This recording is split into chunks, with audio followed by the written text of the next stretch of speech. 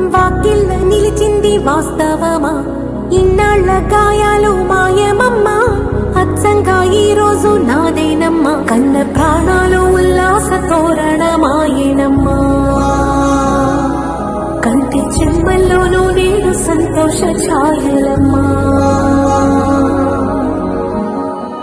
నమ్మలేని కలలు నిలిచే కనుల ముందే